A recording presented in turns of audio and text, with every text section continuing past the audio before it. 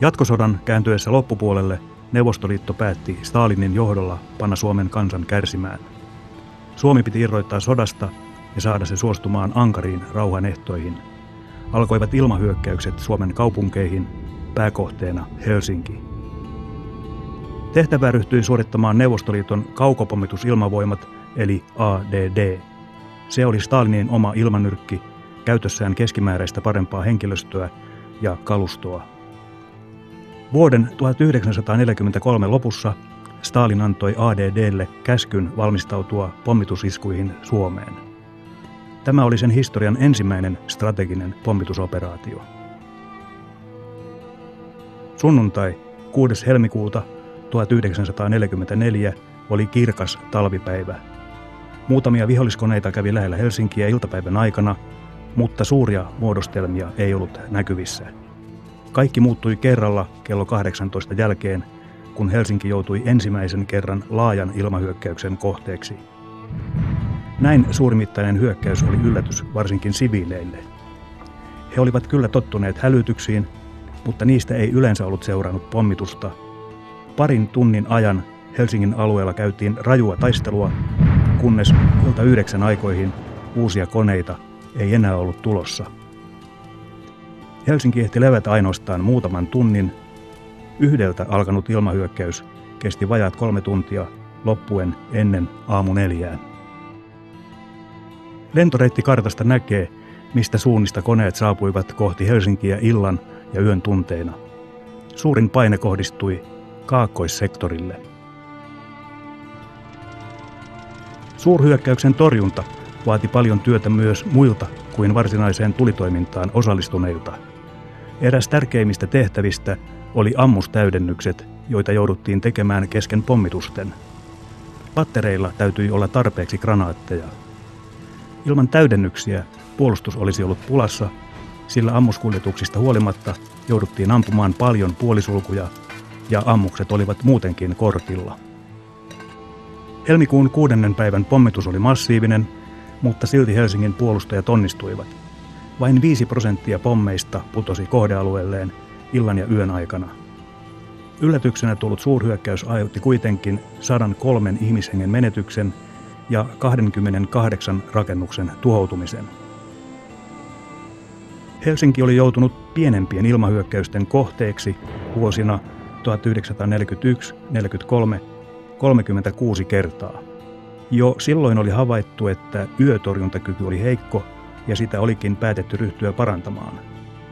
Pekka Jokipaltion, tuttavallisemmin Joki-Pekan, tultua Helsingin ilmapuolustuksesta vastanneen ilmatorjuntarykmentti 1 komentajaksi maaliskuun 12. 1943 alkoi määrätietoinen toiminnan kehittäminen.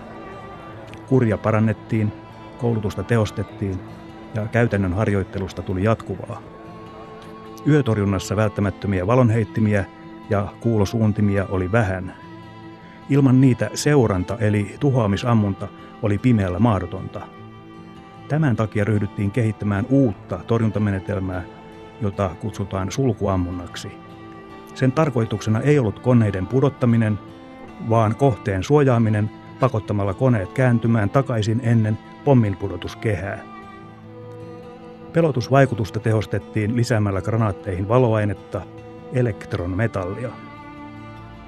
Normaalin verrattuna tällaisen ammuksen räjähdyksen valovoima oli monikymmenkertainen.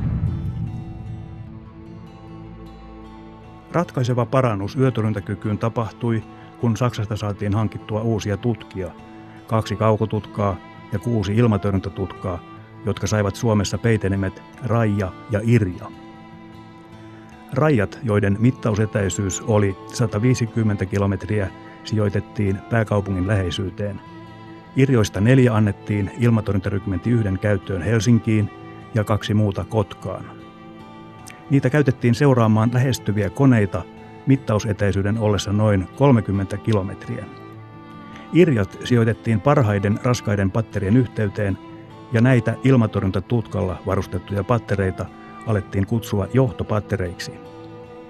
Tutkien avulla johtopatterit pystyivät suorittamaan seuranta-ammuntaa myös huonoissa näkyvyysoloissa. Saksasta saatiin myös uutta ja modernia 88 mm RMB-tykkikalustoa keskuslaskimineen.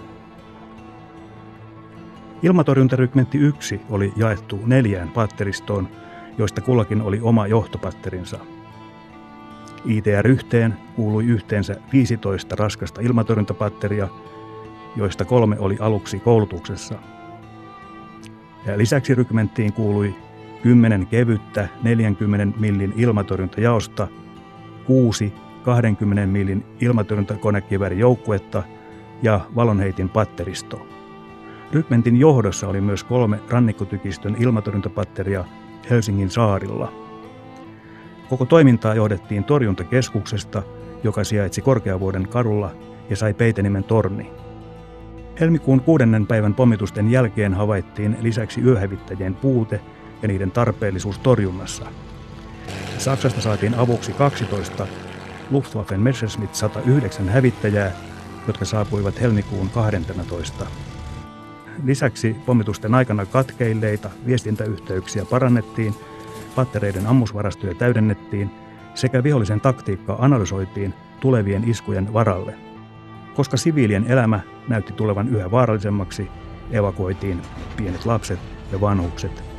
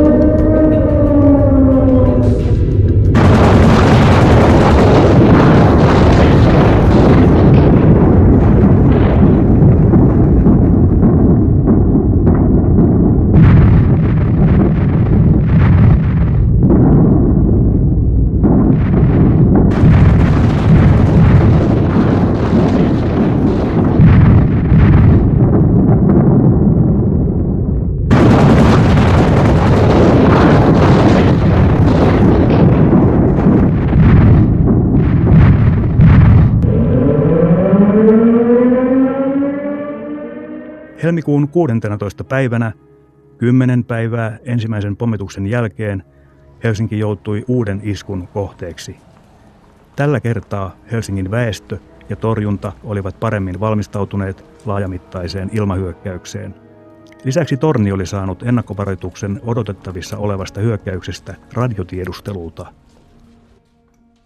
Hyökkäys alkoi tällä kertaa ilta 8 jälkeen, sään ollessa hieman pilvinen ja sumuinen. Kuten ensimmäisessäkin pommituksessa, vihollisen koneet yrittivät jälleen alkuvaiheessa kaupunkiin eri suunnista, jolloin Torni joutui jakamaan torjuntatulen eri puolille. Hiljalleen koneiden virta muuttui pääosin itäkaakosta tulevaksi yksittäisten koneiden virraksi, mikä helpotti puolustajien tehtävää. Ammuskulutus oli rajua ja jotkut tykit piti välillä jättää jäähtymään, jotta ne pysyisivät toimintakunnossa. Pommituksen aikana oli havaittu, että Helsingin itäpuolen palot vetivät pommeja puoleensa. Niinpä päätettiin käyttää ainoastaan itäpuolen valonheittimiä, jotta kaupunki näyttäisi sijaitsevan eri paikassa kuin missä se todellisuudessa oli. Pommitus jatkui aamu-5 asti, sisältäen lyhyen tauon ennen keskiyötä. Toiseen pommitukseen osallistui vähemmän koneita kuin ensimmäiseen, ja se sai myös aikaan vähemmän tuhoa. 3% pommeista putosi kohdealueelleen, 25 siviiliä menehtyi ja 22 rakennusta tuhoutui. Hyvään torjuntatulokseen oli mahdollista päästä ainoastaan toimivan torjuntaprosessin avulla, jonka jokaisella lenkillä oli oma tärkeä tehtävänsä. Ennen pommitusta saatiin radiotiedustelulta ensimmäiset tiedot mahdollisesta hyökkäyksestä. Tämän jälkeen tutkat ja ilmavalvonta tarkkailivat ilmatilaa ja välittivät havaintonsa torjuntakeskukseen, josta käsin puolustusta johdettiin. Torjuntakeskuksessa piirrettiin torjuntatasolle tutkilta saatujen tietojen avulla lähestyvien koneiden lentoreitit. Näiden piirrosten avulla määrättiin ammuttavaksi sulkuja, jotta koneet saataisiin käännytettyä ennen kuin ne pääsisivät liian lähelle. Lisäksi torjuntakeskuksessa oli käytössä kuulosuunnin taso. Tornissa ei ollut rauhallista hetkeä pommitusten aikana. Maali, käpy mukaan, sulku. Torni antoi sulkukomennot useille pattereille yhtä aikaa, ja näin saatiin keskitettyä tuli tiettyyn pisteeseen taivaalla. Koska vain 4 patterilla oli käytössään ilmatorjuntatutkat, oli sulkuammunta välttämättömyys puolustukselle. Sulkuammunta käynnistyi torjuntakeskuksen komentojen seurauksena. Torni seurasi lähestyviä koneita antaen pattereille tarkat käskyt ammuttavista suluista. Käskettyjen sulkujen ampuma-arvot patteri katsoi sulkukirjastaan, jonka jälkeen granaatit aikautettiin, tykit suunnattiin ja ammuttiin sulkuun 4 laukausta tykkiä kohden. Tykkien yhteistulella saatiin aikaiseksi haluttu pelotusvaikutus. Sulkuammuntaa varten oli määritelty sulkukehät 2 kilometrin välein 4–14 kilometrin etäisyydelle kaupungin keskipisteestä. Korkeussuunnassa sulkuja oli 200 metrin välein aina 7400 metrin maksimikorkeudelle saakka. Jokainen raskas patteri oli laskenut omat ampuma-arvonsa ampumaetäisyytensä mukaan. Nämä arvot merkittiin patterien sulkuammuntakirjoihin ja niiden avulla patteri tiesi tarkalleen, miten sen tuli toimia tositilanteessa. Torjuntatilanteesta riippuen patterit ampuivat välillä puolet pienempiä puolisulkuja tai voimakkaampia tehosulkuja. Johtopatterit ampuivat pääosin seuranta-ammuntaa, jonka tarkoituksena oli ampua vihollisen koneita alas. Seuranta-ammunnassa tärkeänä apuna toimivat lähitutkat. Ne saivat maalinosoitukset kaukotutkilta ja hakivat sen jälkeen viholliskoneet keilaansa. Tämän jälkeen tutkan tiedot välitettiin tulenjohtokoneelle, joka laski oikeat ampuma-arvot ammuttaville granaateille. Suurin osa suurpommituksien aikana pudotetuista koneista oli seuranta-ammunnan ansiota. Raskaiden patterien lisäksi pääkaupunkimme puolustukseen osallistuivat 20 ja 40 millin ilmatorjuntajaokset, jotka valojuova-ammuksillaan pelotusvaikutuksen lisäksi estivät matalapommitukset. Ennen toista pommitusta saadut saksalaiset yöhävittäjät toimivat yhteistyössä valonheittimien kanssa luoden jatkuvan uhan pommikoneille myös ilmasta käsin. Hävittäjät nousivat heti ennakkovaroituksen antamisen jälkeen. Ne odottivat ilmassa, kunnes valonheitin sai vihollisen pommikoneen keilaansa ja hyökkäsivät vasta sen jälkeen. Yöhävittäjien suurin etu oli pelotusvaikutus, mutta ne saivat myös pudotettua muutaman koneen. Vihollisen eli Neuvostoliiton kaukotoiminta-ilmavoimien organisaatioon kuului helmikuussa 1944 yli 1000 konetta, vara- ja koulutuskoneet mukaan lukien. Yleisin konetyyppi oli Iljusin 4, muita tyyppejä olivat Lisunov 2, amerikkalainen B-25C Mitchell sekä ainoa nelimoottorinen pommikone Petliakov 8. Kevyet koneet pystyivät kuljettamaan 1000–1800 kilon pommikuorman ja PE-8 jopa 5000 kilon kuorman. Kaksimoottoriset koneet operoivat Leningradin läheltä, jotta ne pystyisivät pommittamaan 2 yön aikana, kun taas nelimoottoriset koneet, joiden tukikohtana oli Kratovo Moskovan lähellä, ehtivät suorittaa vain 1 pommituslennon yön aikana. Pommituskorkeudet oli suunniteltu etukäteen tarkoin puolustuksen sekaannuttamiseksi, mutta niiden toteuttaminen ei käytännössä onnistunut. Vihollisen koneet lähestyivät Helsinkiä sekavassa rykelmässä. ADD käytti pommituksessaan sekä räjähdys- että palopommeja. Tarkoituksena oli ensin rikkoa rakenteita räjähdyspommeilla, jonka jälkeen palopommit sytyttäisivät suuret tulipalot. Lisäksi käytettiin valopommeja, joiden avulla kaupunki näkyi lähes yhtä hyvin kuin päivänvalossa. Pommitustaktiikka pysyi koko ajan samana. Ensin suuri massiivinen isku usealta suunnalta tavoitteena lamauttaa ilmatorjunta, minkä jälkeen jatkuvana virtana pommikoneita, joiden piti saada aikaan suurta tuhoa.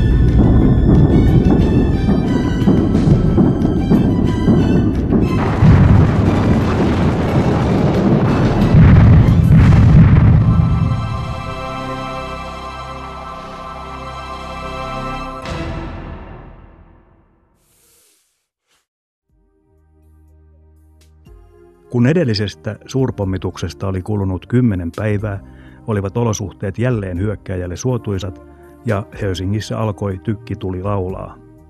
Ilta koitti kirkkaana, mutta 7 aikoihin saapuivat vihollisen koneet Helsingin lähiympäristöön. Tämä 3. suurpommitus muodostui kaikkein ankarimmaksi. Viholliskoneita oli suurempi määrä ja pommitus oli myös kestoltaan kaikkein pisin.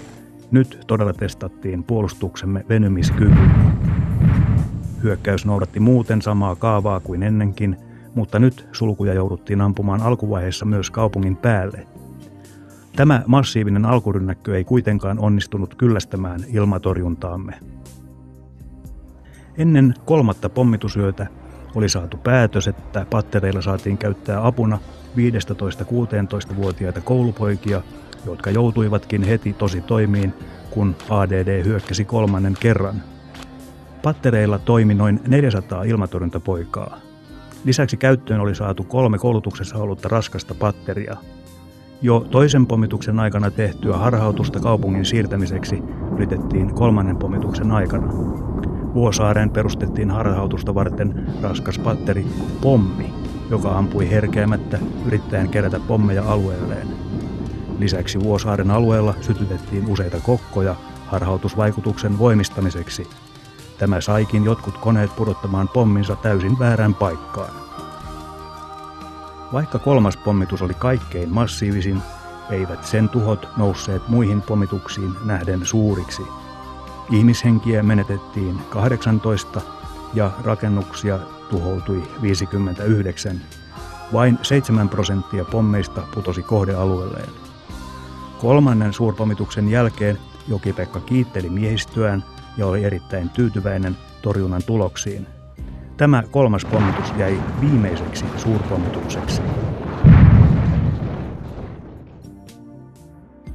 Helsinkiin tehtiin 3 pommitusyönä yhteensä 2007 pommituslentoa, joiden aikana pudotettiin 16 500 palo- ja räjähdyspommia. Kohdealueelleen osui ainoastaan noin 800 pommia, joka oli alle 5% pudotettujen pommien määrästä. Pommituksissa menehtyi yhteensä 146 ihmistä, joista pääosa ensimmäisen pommituksen aikana. Yli 400 rakennusta tuhoutui tai vaurioitui, mikä oli noin 6% Helsingin silloisesta rakennuskannasta. Tärkeä tekijä vähäisissä